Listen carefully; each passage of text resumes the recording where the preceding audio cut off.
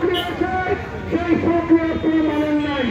আমরা আজকে সেখানে সকল পরিবহনের টাকা আমরা বন্ধ করে দেব।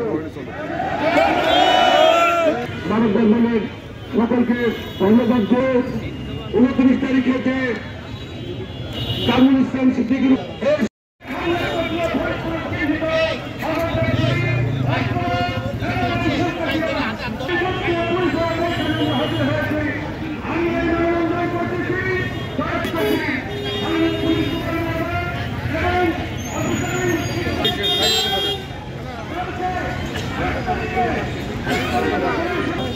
ভিতরে ঢুকেন না।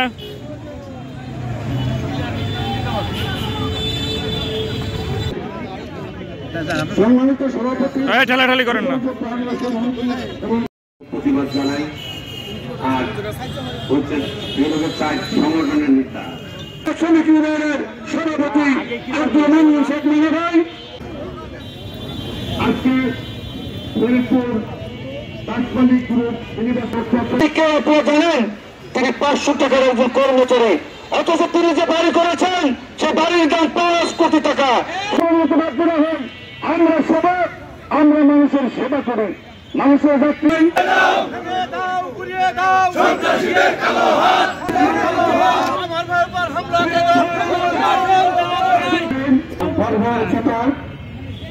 হামলা, এই হামলা আমি মনে করি আমাদের সকল মালিক শ্রমিকদের উপরে হামলা। 326 ধারার আসামি কোর্টে ওঠার সাথেই জামিন হয়ে গেল। আর আমাদের অনেক নজিরবিহীন আছে, সাধারণত 50 বলে চালান দিলেও জামিন দিতে দেরি হয়, আর এই আসামি জামিন হয়ে গেল, এটা আমাদের জানা নাই। আমরা একটু জানতে চাই প্রশাসনের কাছে যে কিভাবে এই জামিন হলো। আমরা প্রশাসনের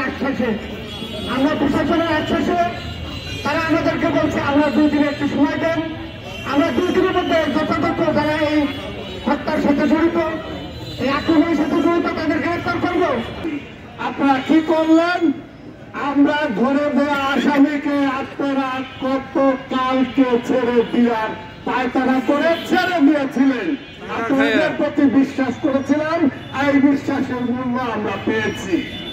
কিন্তু এইটা কোন পদ্ধতি হইতে পারে না, স্বাধীন দেশে এটা চলতে পারে না। আজকে যদি এই সন্ত্রাসীরা এভাবে বেরিয়ে যায় আর সন্ত্রাসীরা ধরা না পড়ে, তাহলে আমরা মালিকরা জীবনের নিরাপত্তাহীনতার কারণে আমরা ব্যবসা বন্ধ করে দেব। কোর্টে চালান করে 26 ধারার আসামি সঙ্গে সঙ্গে তার জামিন নিয়ে গেল। কিভাবে জামিন নিল আমরা এটা বুঝলাম না। যাবেন 26 ধারার কত কেস কেবারি আমরা খাটিছি, তাদের উপরে জামিন হয় না, রিপোর্ট করে জামিন হয়ে গেল।